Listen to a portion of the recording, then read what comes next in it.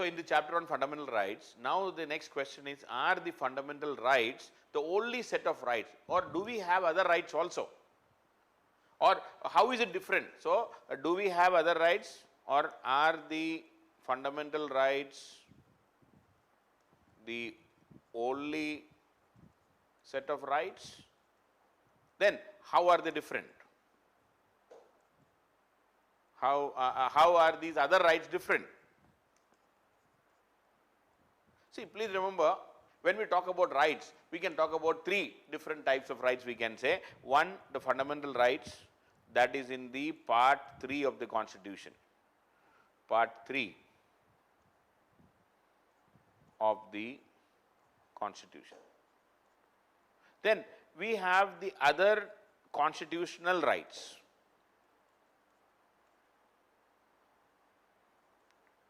The rights which are mentioned in the Constitution, but not in the part 3, the other constitutional rights. The second is the other constitutional rights. So, those rights which are mentioned in other parts of the Constitution, not in part 3, so that is other constitutional rights. Then we have the other statutory rights. The rights which are because of a law passed by the Parliament, but not mentioned in the Constitution. Other statutory rights, the rights by Parliament, but not mentioned in the Constitution. See, all these rights are equally guaranteed rights, equally important, enforced right. The only difference, see, for example, right to information, RTI, is because of the RTI Act of 2005. Okay. So, right to information, the RTI Act. It is not mentioned in the Constitution, but it is passed by the Parliament and we have a right. It is equally enforced, but only difference is in the type of enforcement. So, here we are talking about, in this particular topic, we are talking about, are the fundamental rights the only set of rights in the Constitution, or how are they different from the fundamental rights? So, we are trying to make a distinction between these two. So, we are distinguishing between fundamental rights and the other constitutional rights. Okay. So, fundamental rights which are in the part 3 and the other constitutional rights which are mentioned. So, we have many other rights, but those rights are what you call the statutory rights, not mentioned in the Constitution, but is equally enforced. Okay. So, part 3 we know Article 12 to Article 35, which comes under the part 3 of the Constitution, and we know Article 12 and 13 says that any pre-constitutional law, if it violates fundamental rights, it should be declared invalid. Any post-constitutional law, if it violates fundamental rights, it will be declared invalid. We are very clear. Article 12 to 35. But there are certain rights which are outside this 12 to 35. One is Article 300A.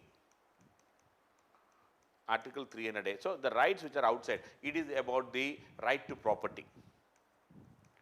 Right to property.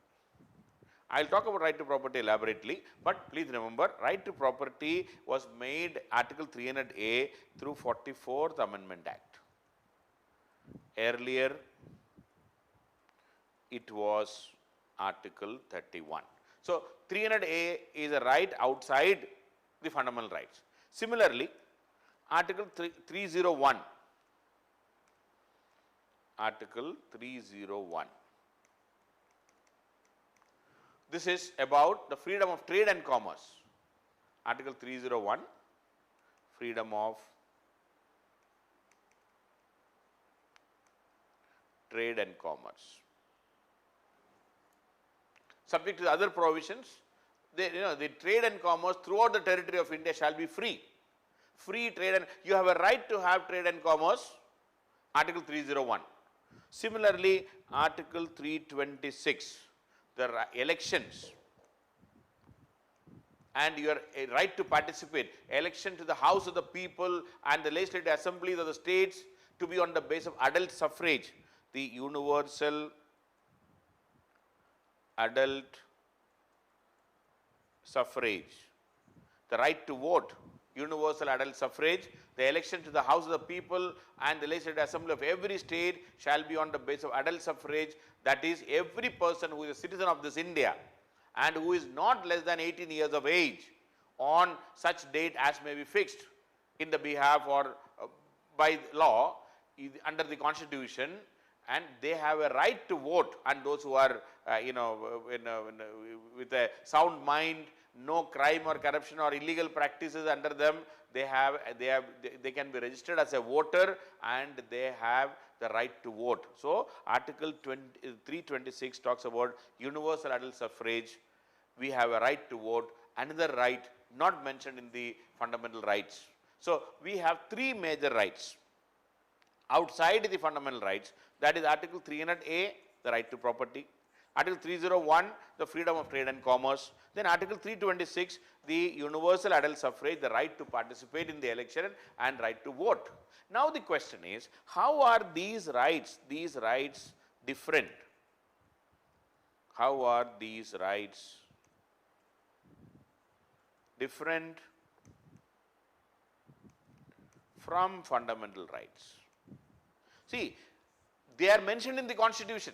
3 articles are devoted. So that means a constitutional right is not a lesser right. Please note, these constitutional rights, say sometimes these are called these are legal rights. See, all are legal. Anything, even a right, even a statutory law. Statutory right is a legal right. So legal right, but constitutional right. Most importantly, these are constitutional. These are constitutional rights. So these are equally guaranteed rights. What is more important is these are equally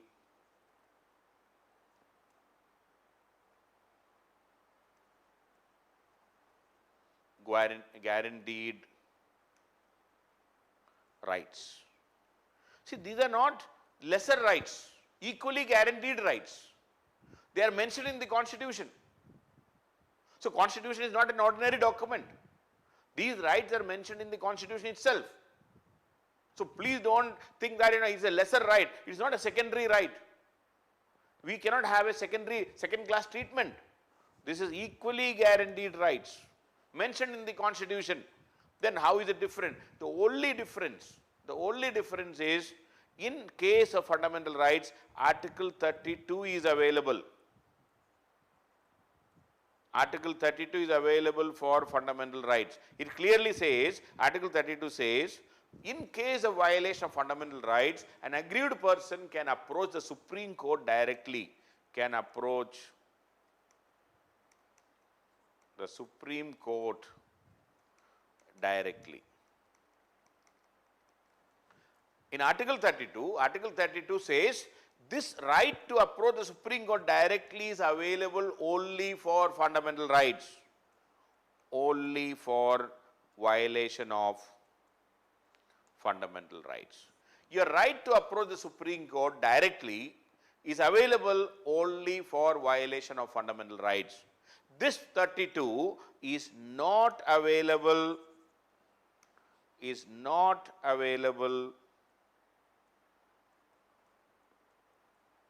for other constitutional rights,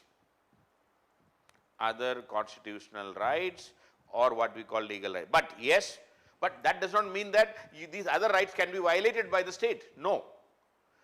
If there is a violation of these rights, these individuals, the aggrieved persons, can approach the high courts under Article 226. They can approach the High Court. They cannot directly approach the Supreme Court. After approaching the High Court in an appeal, you can go to the Supreme Court also. So the only difference is that the right to directly approach the Supreme Court is not there for the other rights. But otherwise, these are equally guaranteed rights. It's not a lesser right. See, if I ask you this question, do you have right to property now? Yes. You have a right to property right now. All of us have right to property. The only difference is the right to property is not a fundamental right, it is a constitutional right, it's another legal right. It's a legal right, we can say, it's a constitutional right. It is mentioned in the constitution. It is not a lesser right. Your property cannot be taken away just like that by the state. I'll talk about the right to property separately. But please understand, you have a right to property. Yes, it is not a fundamental right, but that is a minor difference. It's not a major difference, because you can approach the High Court directly. High Court can give relief and appeal to the High Court verdict. You can go to the Supreme Court also. But had it been a fundamental right, we would have been directly going to the highest of the court. That is the only difference. So your right to approach the Supreme Court directly is missing when you have other constitutional rights. You can approach through Article 226. That is the only difference. Otherwise, these are equally guaranteed rights. So we have three major rights outside fundamental rights. Outside Part 3 of the Constitution, there are 300A, the right to property, 301, the right to freedom of trade and commerce, and right to vote, right to participate in the election, universal adult suffrage, Article 326. And they are equally guaranteed rights. But your right to approach Supreme Court directly in case of a violation of these rights are not there, you can approach the High Court, and then if required you can go to the Supreme Court. So that is the position as far as the other rights are concerned. They are equally guaranteed rights.